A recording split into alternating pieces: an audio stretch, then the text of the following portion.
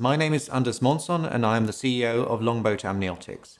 In terms of background, I have for more than 20 years held executive positions in multinational pharmaceutical companies, focusing mainly in the commercial and business development areas. Can you tell us first very briefly about the company? Yes, Longboat Amniotics is a spin-out company from the prestigious Lund University of Southern Sweden. The company is founded on the basis of utilising a new source, term amniotic fluid, for mass-producing mesenchymal stem cells, or MSCs, of neonatal quality for therapeutic purposes, which is a booming area today. The company will engage in pharmaceutical development of these stem cells in the respiratory area, but it will also out-license its neonatal quality MSCs to other companies for development in all other therapy areas. Can you tell us more about mesenchymal stem cells? Yes, mesenchymal stem cells, or MSCs, are stem cells that are able to generate progenitor cells for bone, cartilage and adipose tissue. In addition, these MSCs possess significant immunomodulation and anti-inflammatory qualities. This means that they are therapy candidates for a wide range of disease areas like arthritis, inflammatory bowel disease, neurological disease, and inflammatory airway diseases, to name only a few.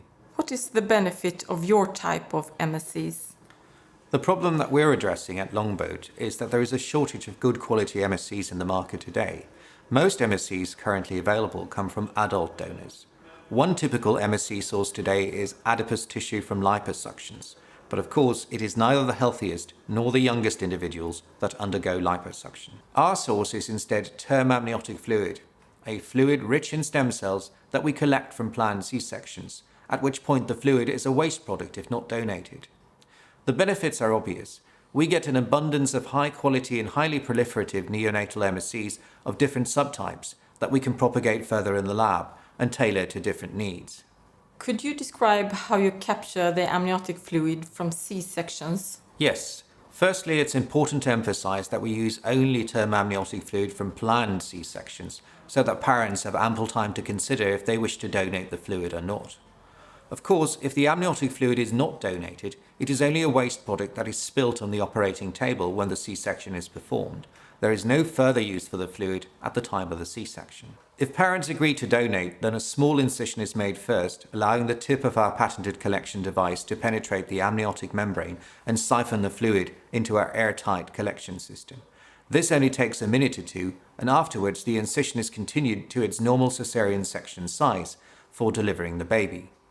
So there are of course no extra incisions being made, and once the fluid is collected, it is transported safely to our labs. Are there no other neonatal sources of MSCs?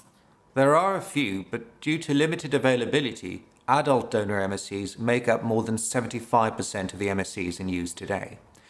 The most common neonatal source is umbilical cord blood. However, cord blood is not a waste product.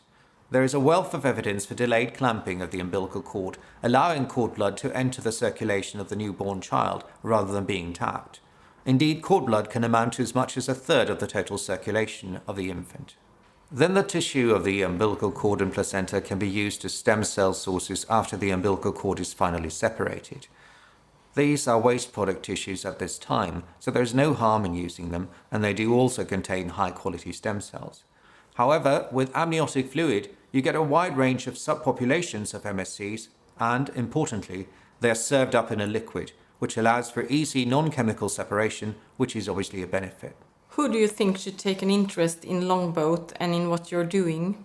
Well, if you're into stem cell research, it's a given that it would be of interest to research and publish further on this new source of neonatal quality mesenchymal stem cells. If you represent a biopharmaceutical company that is into regenerative medicine, then you might want to consider licensing these cells for therapy development in other areas than the respiratory area, which we ourselves will be focusing on. And finally, if you're an investor convinced, as we are, that mesenchymal stem cells is the therapy of tomorrow, and that backing a company that is pioneering a new high-quality source of these cells would seem like a good investment, then I think you should also take an interest.